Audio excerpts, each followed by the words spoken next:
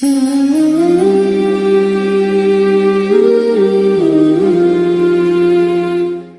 bertakwa, orang-orang yang takut kepada Allah Subhanahu wa taala, orang-orang yang memperbanyak amal soleh, dan orang-orang yang melindungi dirinya dari api neraka.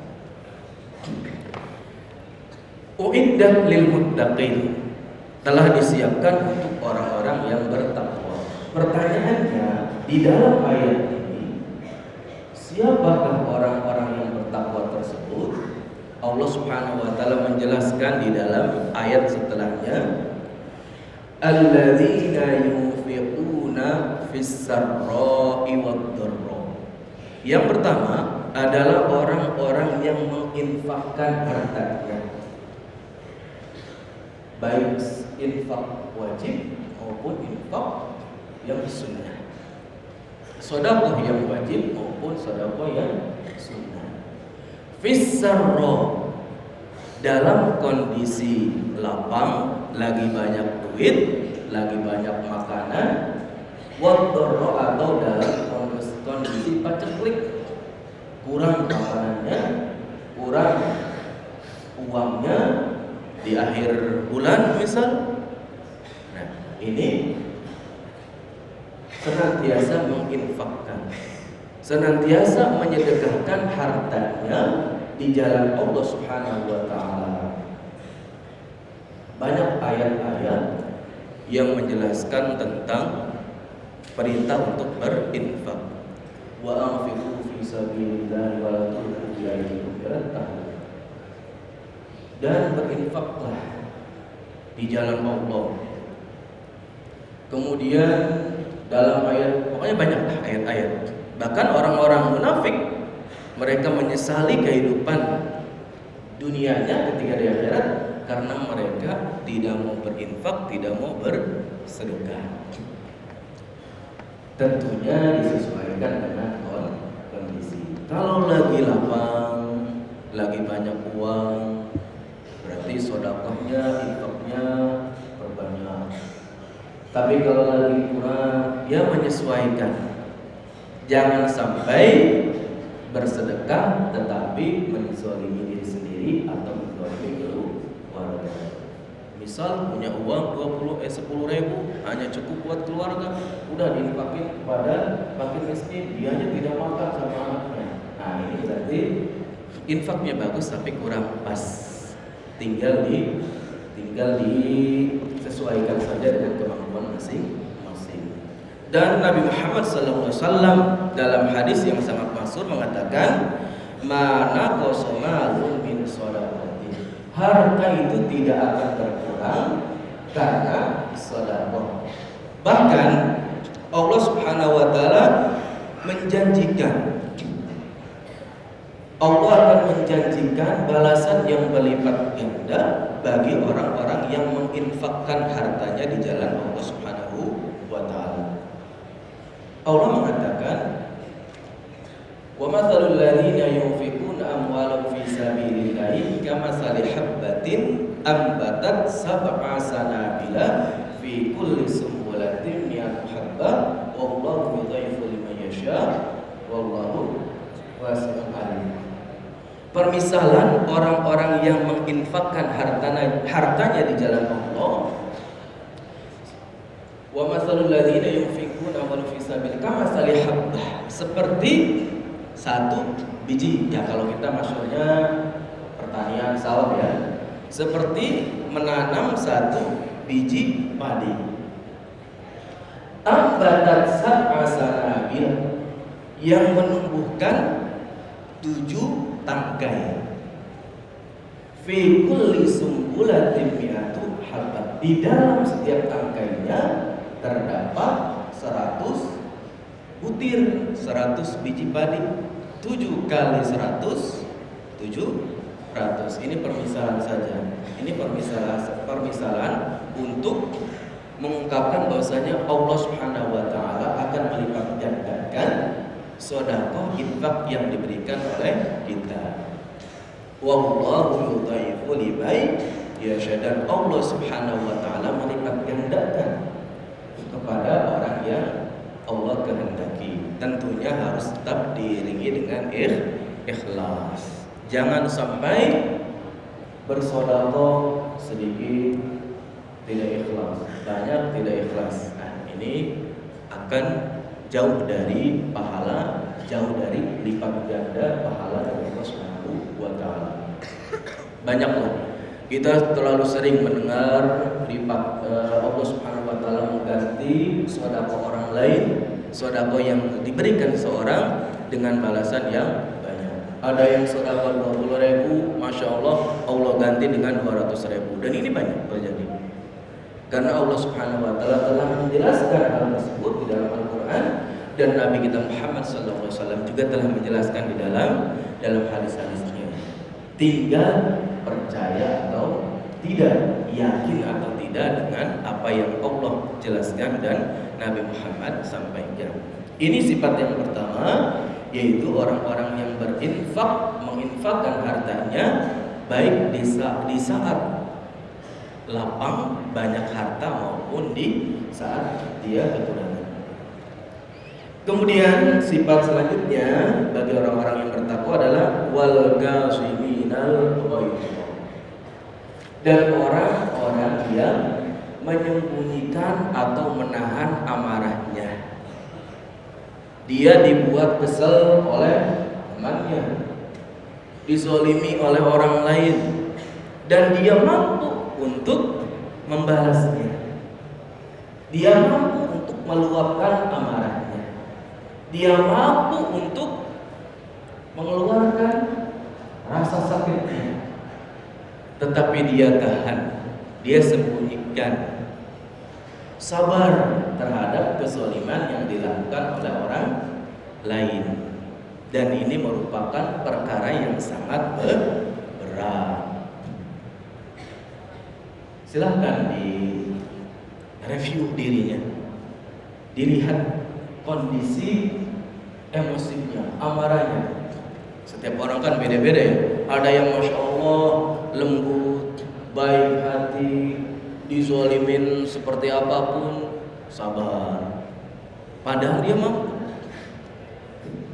Ada juga yang baru dicolek sedikit aja, kesenggol dikit, oh mukanya langsung melotot matanya, tangannya udah siap untuk membalasnya. Orang lewat di depannya tanpa permisi, ya mungkin karena buru-buru, oh langsung Masya Allah. Tapi kadang-kadang gak nyebut Masya Allah. Ini ada kelas songong. Nah, ini nih, siap-siap. Contoh di luar, di Al-Qiyamah gak ada, Insya Allah. Di Al-Qiyamah soleh semua Insya Allah. Kenapa? Karena tidak mampu untuk menahan amarah. Padahal banyak janji Allah Subhanahu wa taala yang Allah berikan, janjikan untuk hamba-hambanya yang mampu menahan amarah. Di mana Nabi Muhammad SAW bersabda dalam sebuah hadis yang diriwayatkan oleh Al-Imam Abu Dawud dan Al-Imam At-Tirmidzi, Nabi Muhammad SAW bersabda, "Man kadhama ghaizan wa huwa qadirun ala an yunaffidahu, da'ahu Allah ala ru'usil khalaiq yaumal qiyamah hatta yukhayyirahu min ayyil khuri sya'a." Nabi Muhammad bersabda, barang siapa yang menyembunyikan amarahnya padahal dia mampu untuk melepaskan amarahnya, untuk melampiaskan amarahnya, ditahan. Padahal dia mampu untuk melampiaskan amarahnya kepada orang yang berbuat zalim kepadanya. Apa yang Allah lakukan kepada hamba ini? Da'ahullah, Allah memanggilnya di hadapan makhluk-makhluknya pada hari kiamat, di kumpulan manusia pada hari kiamat. Dan Allah Subhanahu wa taala memberikan dia pilihan, mempersilahkan dia untuk memilih bidadari permata jeli yang dia inginkan. Nah, ini masih kecil ya, mungkin belum nyambung. Tapi sebagian sudah dewasa. Ini ngomongnya sama yang dewasa-dewasa lah, yang SMA. Ya mungkin SMP belum terlalu paham. Tapi gini masalahnya. Ini mah contoh saja. Ini ada makanan banyak. Ini yang buat SMP-nya dulu ya. Ini makanan banyak, tersedia. Suruh milih, dipanggil ini. Sini kamu. Ini mas untuk pendekatan pemahaman saja. Dan permisalan yang Allah berikan jauh lebih sempurna. Suruh milih. Ini ada gorengan. Gorengannya juga bermacam-macam tuh. Ada goreng tempe, ada goreng tahu, ada bakwan, ada goreng jagung, bawang jagung sebagainya. Kemudian ada lagi di sini makanan apa lagi? Ada roti mana bakeri, ada roti dewi, ada olan bakeri dan sebagainya. Ini minuman, ini ada jus jeruk, ini ada teh botol, ini ada Sprite Fanta dan sebagainya. Suruh milih sebagai penghormatan kepada diri. Wah, tentunya sangat senang. Kira-kira mau milih apa? Yahya mau milih apa kalau disuguhkan makanan banyak kayak gitu? Bingung. SMA, nah ini udah nggak apa-apa ya. Kelas 12 mungkin malah ada yang udah kepengen nikah, nggak apa-apa kelas 12. Katanya ada yang mau lulus SMA pengen langsung nikah katanya. Nggak apa-apa, silakan. Yang penting mampu. Ini misal antum sudah siap menikah, di hadapan antum ini misalnya orang tua sudah mempersiapkan, ya sudah banyak calon, tinggal milih ini yang gini-gini.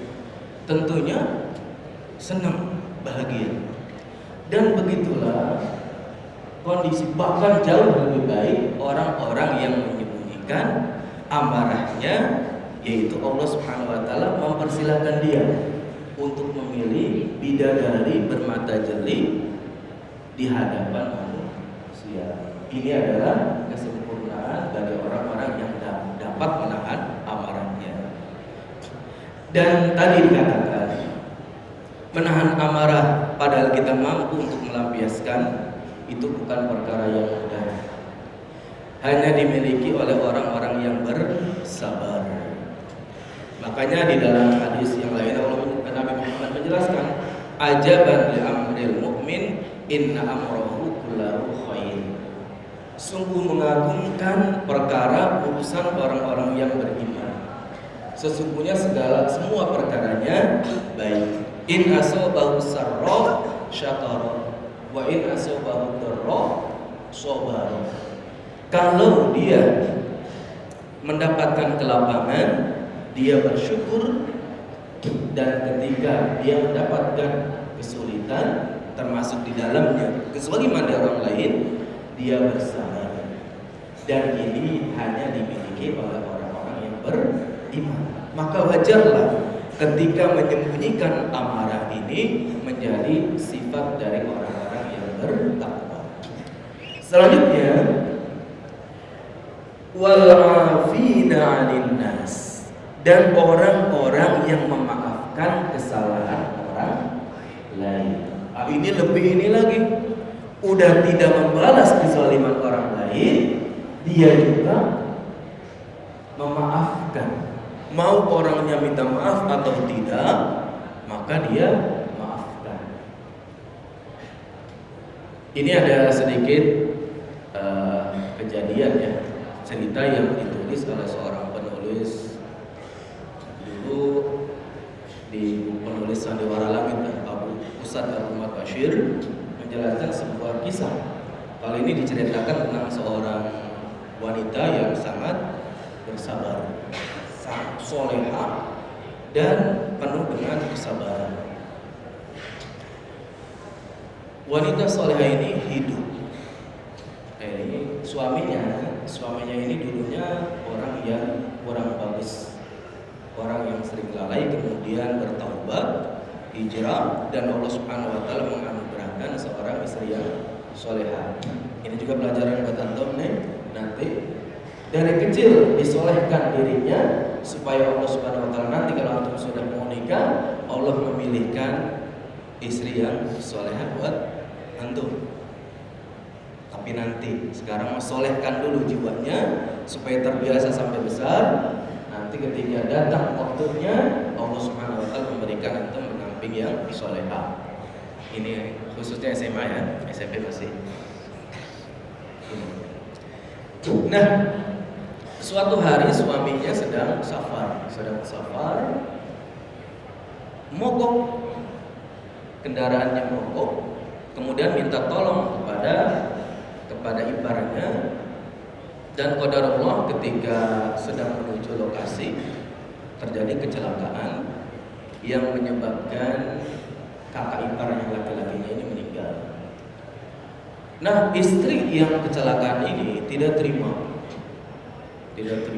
dan dalam kondisi takziah yang sedang ramai itu ketika wanita dan suaminya ini datang mengucapkan takziah berbelasungkawa, bukan sambutan yang didapat, malah tamparan, ditempeleng di hadapan orang banyak, ditampar di hadapan orang banyak.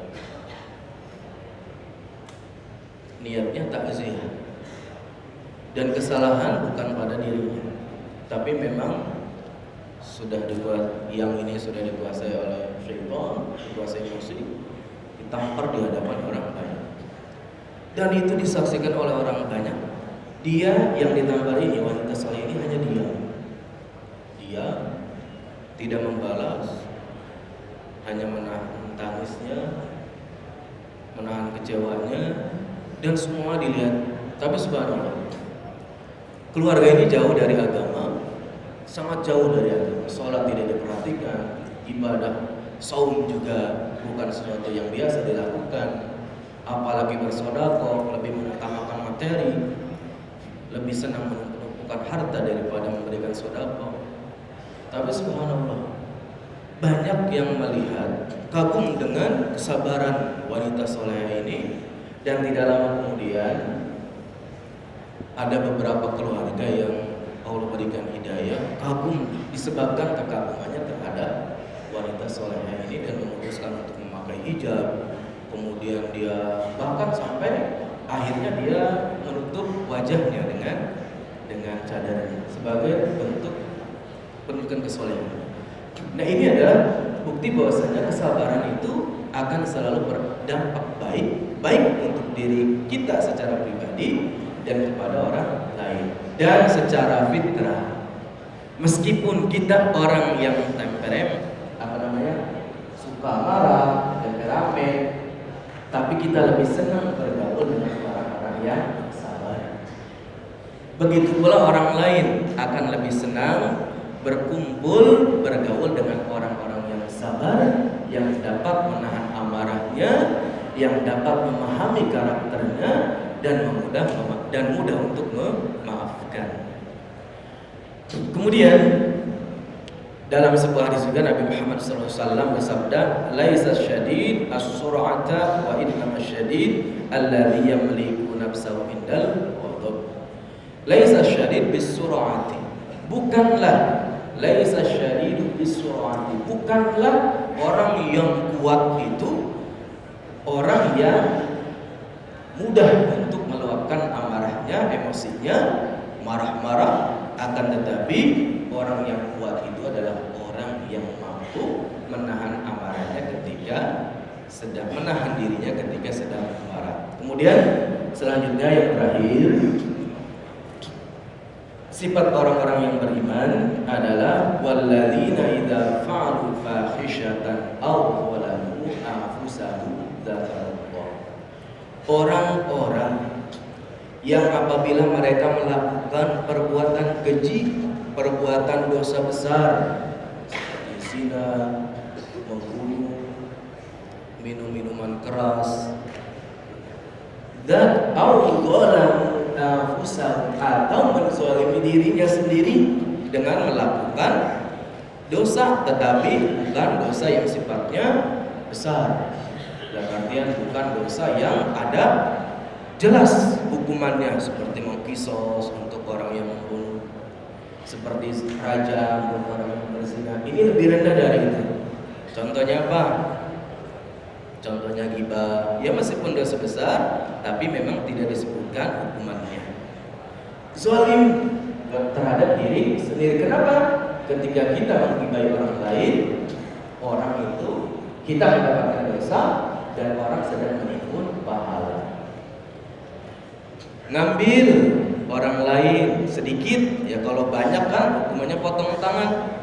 Ngambil barang sedikit, ada ini maaf ya, di kamarnya ada kontainer, ambillah satu susu harganya 2.000. Nah ini berarti menzalimi diri sendiri. Memakai seragam orang lain tanpa izin. Mau ujian, syarat ujiannya ini harus berseragam. Oh, seragam saya di laundry, seragam saya hilang. Ngambil punya teman, pakai tanpa izinnya. Menzalimi diri sendiri. Orang yang diambil marah, seragam satu-satunya. Kalau dia tidak berseragam, akhirnya apa? Dia yang tidak berseragam. Dia yang harus lari ke sana kemari cari guru asrama buat minta surat pengantar. Dalam hatinya ada kesal, mendoakan, mudah-mudahan. Kalau orang yang baik, ya mungkin hatinya yang tulus, ya mungkin memaafkan. Tapi tabiat manusia mungkin ada kecewa, kesal, terucap kalimatnya, terucap doa yang kurang bagus. Siapa yang rugi? Yang rugi adalah orang yang mengambil seragam temannya tanpa izin. Sudah terjadi apa yang dilakukan? Zakarullah. Dia ingat kepada Allah, ingat akan ancaman Allah, lalu fastaghfaru lalu dia meminta ampun, meminta istighfar, memohon ampun, beristighfar kepada Allah Subhanahu wa taala, bertaubat kepada Allah Subhanahu wa taala atas dosa yang dilakukan, melepaskan diri dari dosa yang dilakukan, tidak mengulangi lagi, walam yusirru, dan mereka tidak meneruskan ala ma fa'alu wa hum ya'lamun, dan mereka tidak meneruskan perbuatan salah, perbuatan dosa yang mereka lakukan. Orang yang bertakwa bukan orang yang tidak punya dosa. Orang yang bertakwa bukan orang yang bersih dari dosa, karena yang maksum dari salah, dari dosa hanyalah Nabi kita Muhammad sallallahu alaihi wasallam. Namun orang yang bertakwa itu adalah orang yang ketika dia bersalah, dia berdosa, dia segera memohon ampun kepada Allah Subhanahu wa taala, bertaubat atas dosa yang dilakukan. Kalau dosanya berkaitan dengan manusia, maka dia mengembalikan hak yang dia ambil dari orang lain. Orang-orang yang berinfak di jalan Allah Subhanahu wa taala dalam kondisi lapang, dalam kondisi sempit, orang yang pandai menahan amarahnya, emosinya, padahal mampu untuk meluapkannya dan memaafkan orang lain, kesalahan orang lain meskipun orang yang berbuat salah tidak minta maaf, dan orang yang memohon ampun, beristighfar kepada Allah ketika melakukan dosa, itu adalah sifat-sifat orang yang bertakwa. Dan di Ramadan ini peluang sifat-sifat ini didapatkan, karena tujuan dari saum sendiri intinya adalah agar tercipta orang-orang yang bertakwa. Orang-orang yang bertakwa itu apa? Di antaranya orang-orang yang disebutkan di dalam ayat-ayat ini, Ali Imran ayat 133 sampai dengan 135. Ditutup dengan dosa akan tutup dengan janji Allah bagi orang-orang yang bertakwa, ulaika jazaa'uhum maghfiratun min rabbihim wa jannatun tajri min tahtihal anhar khalidina fiha wa ni'ma ajrul amilin. Mereka itu orang-orang yang tadi disebutkan mereka Allah janjikan balasan bagi mereka adalah ampunan dari Tuhan mereka. Kalau Allah sudah mengampuni, hidup di akhirat di bawah rahmat Allah, di dalam kenikmatan surga, wa jannatun tajri, dan mereka mendapatkan surga yang mengalir di bawahnya sungai-sungai, khalidina fiha, mereka kekal di dalamnya, wa ni'ma ajrul amilin, dan itu adalah balasan yang paling bagus baik bagi orang-orang yang melakukan hal-hal tersebut. Semoga di bulan Ramadan ini kita menjadi orang-orang yang memanfaatkan Ramadan sebaik-baiknya, sehingga sifat-sifat orang yang bertakwa yang disebutkan di dalam surat Ali Imran ini dapat kita dapatkan. Kita keluar dari bulan Ramadan dengan membawa pahala yang banyak, dengan membawa kebiasaan yang baik yang kita lanjutkan di luar bulan Ramadan, sehingga nanti kita ketika bertemu dengan Allah Subhanahu wa taala bertemu dalam keadaan baik dan membawa pahala yang besar, dan kita dimasukkan ke dalam surganya Allah Subhanahu wa taala. Door prize terakhir sebelum Ustaz minta ngacung dulu. Angkat tangannya dulu. Insyaallah kalau angkat tangan mah pertanyaannya akan Ustaz bermudah. Nah, Masya Allah Hasan ya, Masya Allah. Kenalkan dulu. Menghadap temannya, silakan. Arif nafsaka awal. Ismi Hasan, ana minas shofis sabiqin. Nah, soal uskur ba'da sifat lil muttaqin al-muzkura fi hadhihi al-ayat suratil Imran al-ayat salasun ila mi'ah khamsah wa salasun. Sebutkan sifat-sifat orang bertakwa yang disebutkan dalam surat Ali Imran tadi. Yang pertama adalah orang yang menginfakkan hartanya dalam kondisi lapang maupun sulit. Nah, Masya Allah. Yang kedua adalah orang yang dapat menahan amarahnya. Yang ketiga adalah orang yang mudah memaafkan. Nah, terakhir. Dan yang terakhir adalah orang yang apabila dia melakukan dosa besar maupun kecil, dia mengingat Allah dan bertaubat serta bersifat kepadanya. Masya Allah, barakallahu fiik, jazakumullah khairan. Nah, dengan berakhirnya door prize ini, maka berakhir kalau kita sore hari ini kita tutup dengan majlis. Subhanallahi wa bihamdika, asyhadu an la ilaha illa anta, wassalamualaikum warahmatullahi wabarakatuh.